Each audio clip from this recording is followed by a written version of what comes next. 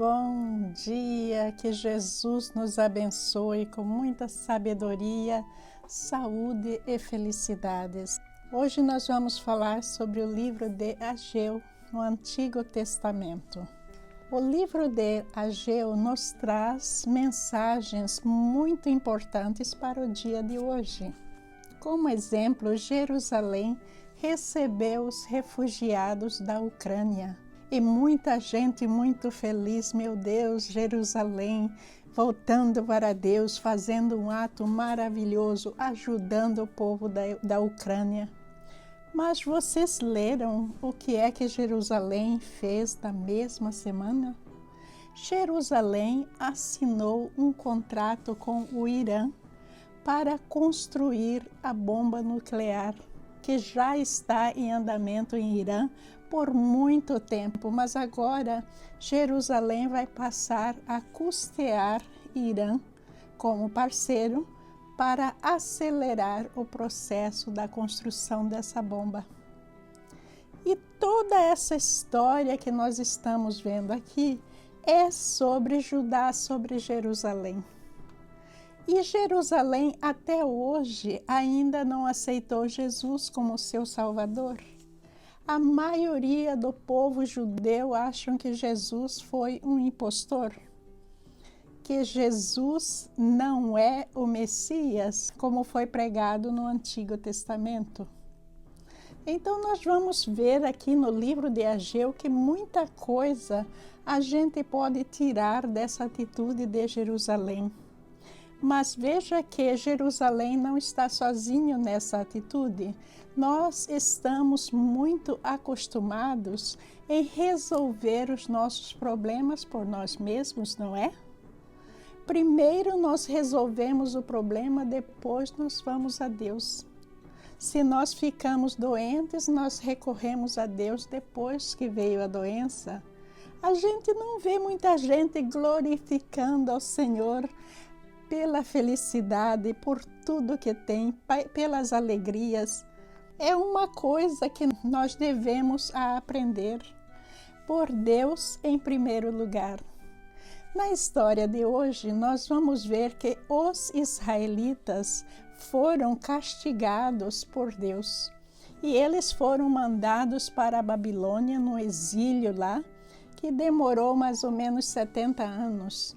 Num processo de escravidão muito difícil. Quando voltaram para Jerusalém, qual foi a primeira preocupação deles? Reconstruir suas vidas, suas casas, suas fazendas, aquilo que tinham. E aí nós vamos ver que Deus disse, não, espera aí, não é bem assim. Mas eu não vou adiantar a história. Meus amigos, se este vídeo você acha que tem algum valor que pode ajudar alguém a entender a palavra de Deus? Por favor, nos ajude a divulgar a palavra de Deus, colocando um joinha para nós, compartilhando, se inscrevendo no nosso canal. O nosso grupo ele é totalmente sem fins lucrativos. Nós dedicamos em estudar a Bíblia somente. E nós queremos quanto mais pessoas interessadas em estudar a Bíblia, não importa qual religião ela pertence, porque a Bíblia é uma só. Então vamos ajudar a causa de Deus.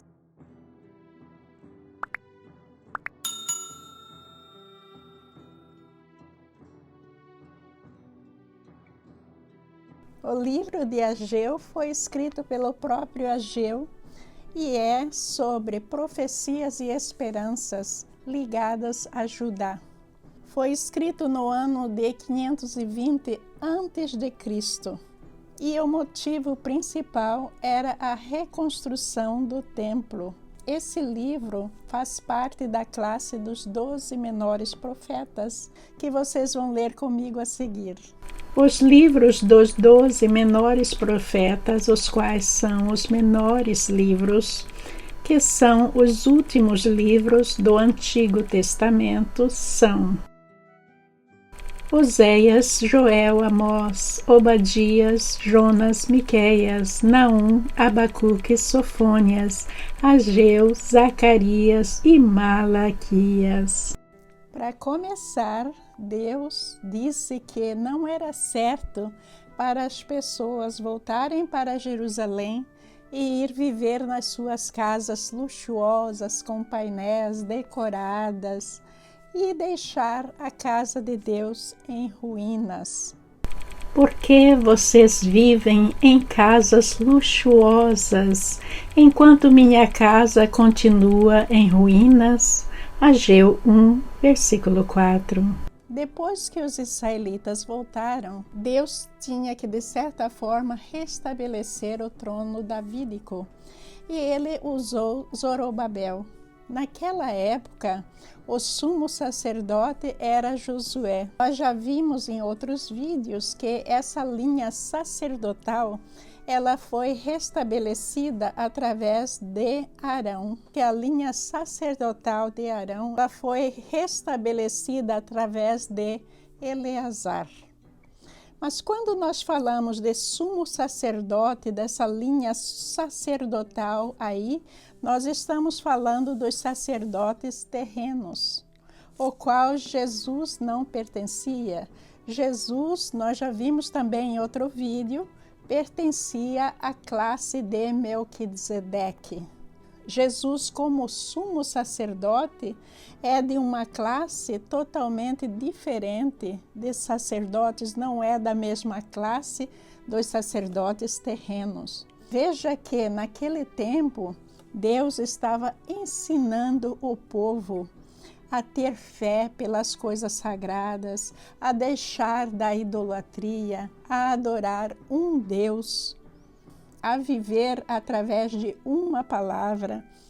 Tudo isso no dia de hoje, se a gente for pensar, hoje em dia a gente já tem toda essa informação, mas naquele tempo não tinha. E eles adoravam qualquer coisa, qualquer sonho que eles tinham, eles já começavam a adorar a coisa que eles tinham sonhado. Eles adoravam Deus do sol, Deus da lua, Deus da agricultura. E tinha muitos deuses, mas Deus não queria nada disso. Deus queria e quer que todos nós adoramos somente a Ele e a ninguém mais. Assim diz o Senhor dos Exércitos. Este povo diz: ainda não chegou a hora de reconstruir a casa do Senhor. Ageu 1, versículo 2. Plantam muito, mas colhem pouco.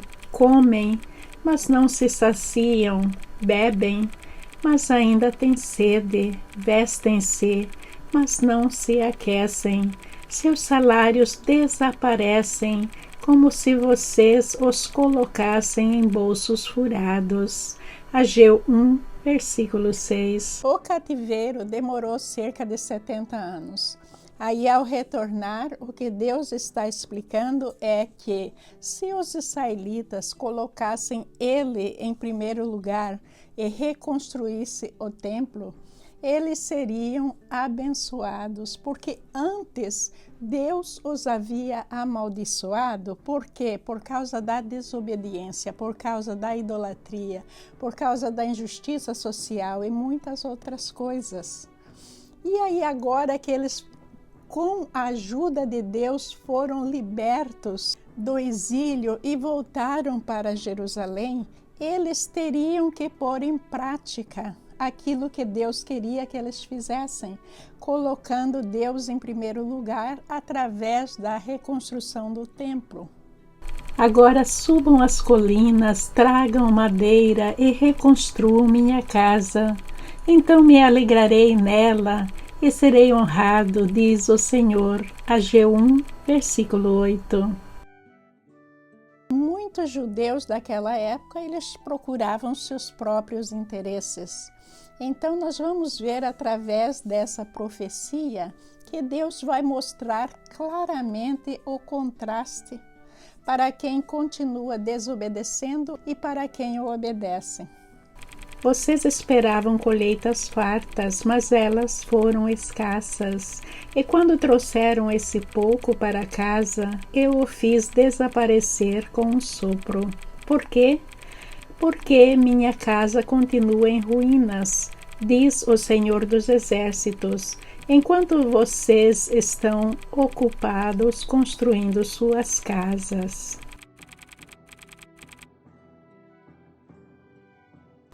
É por causa de vocês que os céus retêm o orvalho e a terra não produz colheitas. Ageu 1, versículo 10. Enviarei uma seca sobre seus campos e sobre as colinas, uma seca que fará murchar o trigo, as uvas, as azeitonas e todas as suas plantações, que fará vocês e seus animais passarem fome e destruirá tudo que vocês trabalharam para conseguir. Ageu 1, versículo 11. Vocês viram que catástrofes econômicas acontecem por causa da desobediência a Deus, e doenças e muitos outros problemas. E que na segunda profecia nós vamos ver que o povo respondeu de uma maneira positiva, se arrependendo do pecado e se devotando à reconstrução do templo. Então Zorobabel, filho de Sealtiel, e o sumo sacerdote Josué, filho de Jeozadaque, e todo o remanescente do povo obedeceram à mensagem do Senhor, seu Deus. Quando o povo ouviu a palavra do profeta Ageu, que o Senhor, seu Deus, tinha enviado, temeu o Senhor. Ageu 1, versículo 12. Então Ageu, o mensageiro do Senhor, transmitiu ao povo esta mensagem do Senhor. Estou com vocês, diz o Senhor. Ageu 1, versículo 13. E o Senhor deu ânimo ao governador de Judá, Zorobabel, filho de Sealtiel, ao sumo sacerdote Josué, filho de Jeozadaque, e a todo o remanescente do povo. Começaram a trabalhar na casa de seu Deus, o Senhor dos Exércitos. Ageu 1, versículo 14. Em 21 de setembro do segundo ano do reinado de Dário, Ageu 1, versículo 15. O capítulo 2 começa com Deus falando para eles serem fortes e trabalharem na reconstrução do templo, que Deus estaria com eles o tempo todo.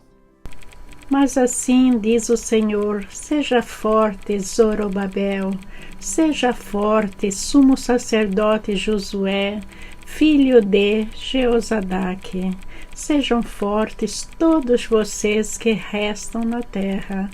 Mãos à obra, pois eu estou com vocês, diz o Senhor dos Exércitos. Ageu 2, versículo 4. E quando Jesus diz: sacudirei todas as nações, e os tesouros das nações virão para este templo. Encherei este lugar de glória, diz o Senhor dos Exércitos. Esse templo não é o templo de Jerusalém. Aqui Deus está referindo a Jesus como o centro da igreja. Quer dizer, no final dos tempos, todas as nações serão sacudidas, serão peneiradas. Aquilo que vai realmente permanecer são as igrejas puras, são as nações puras. E nós já vimos anteriormente, quando Deus fala de nação, Deus está falando de cada um de nós, fazendo a vontade dele. Essa referência aí a esse templo se refere a Jesus Cristo. E toda essa linhagem davídica nós vamos ver que é uma linhagem que vai vir até a vinda do Messias. Deus vai deixar muito claro que toda a prata, todo o ouro dos templos pertencem a Deus. Ele criou, Ele é dono de tudo que existe nos templos, nas nações, em todo lugar. Apesar de o homem achar que não, eu tenho isto, eu tenho aquilo, na realidade as coisas estão nas nossas mãos por um tempo muito curto, porque em breve iremos para o Pai e teremos que deixar aqui até o final dos tempos. Isso vai acontecendo e vai passando de uma pessoa para outra, não é? A prata e o ouro me pertencem, diz o Senhor dos Exércitos. Ageu 2, versículo 8. Em seguida, através de profecia, ele vai explicar sobre a contaminação, que Jesus também falou sobre isso, que Jesus disse: se você vir entregar a sua esmola e estiver de mal com o seu irmão, tiver problema com o irmão, você tem que ir primeiro fazer as pazes, se arrepender e depois volta para dar a esmola, não é? E aqui no livro, Eliseu está falando nessa profecia sobre a questão de puro e do impuro. A igreja de Deus, o templo de Deus, ele tem que ser totalmente puro.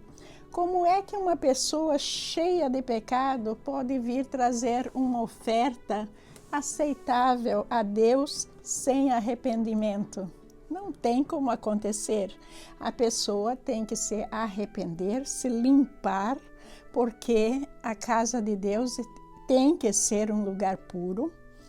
Então a pessoa tem que se limpar totalmente e daí trazer a sua oferta. Assim diz o Senhor dos Exércitos: pergunte aos sacerdotes sobre a lei. Ageu 2, versículo 11. Se alguém levar em sua roupa a carne consagrada de um sacrifício, e se por acaso a roupa tocar num pão, num ensopado, em vinho, em azeite ou em qualquer outro tipo de alimento, esse alimento também se tornará consagrado? Não, responderam os sacerdotes. Ageu 2, versículo 12. Em seguida, Ageu perguntou: se alguém se tornar cerimonialmente impuro ao tocar num cadáver e depois tocar num desses alimentos, o alimento ficará contaminado? Sim, responderam os sacerdotes. Ageu 2, versículo 13. Então Ageu disse: é o que acontece com este povo e com esta nação, diz o Senhor. Tudo o que fazem e oferecem é contaminado por seu pecado. Ageu 2, versículo 14. E Deus fala sem segredo. Ele chama as pessoas a entender com exemplos claros o que é que os esperava em caso eles decidissem não construir o templo. Porque o povo da redondeza ali era contra essa reconstrução. Por diversos motivos políticos e sociais, eles não queriam que o templo fosse reconstruído. Mas Deus dá esses exemplos e mostra o que é que aconteceria, quais são as bênçãos que eles receberiam se eles obedecessem. Vejam o que estava acontecendo com vocês antes de começarem a lançar os alicerces do templo do Senhor. Ageu 2, versículo 15. Quando esperavam uma colheita de 20 medidas, colhiam apenas 10. Quando esperavam tirar 50 medidas de prensa de uvas, tiravam apenas 20. Ageu 2, versículo 16. Eu lhes faço uma promessa agora. Enquanto a semente ainda está no celeiro e suas videiras, figueiras, romãzeiras e oliveiras ainda não deram frutos. Mas, de hoje em diante, eu os abençoarei. Ageu 2, versículo 19. Eliseu vai falar nas profecias sobre Zorobabel. e vai dar a Zorobabel uma categoria muito elevada.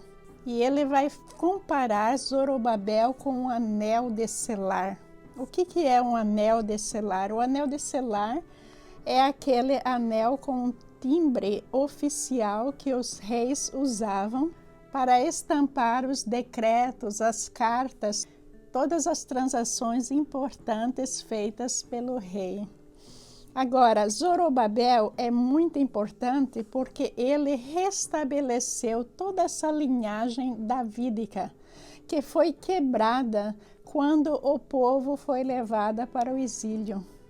Mas depois, voltando do exílio, o povo teria que recomeçar na fé em Deus. O templo teria que ser reconstruído e o povo teria que viver uma vida nova de acordo com a vontade de Deus e não voltar aos pecados anteriores.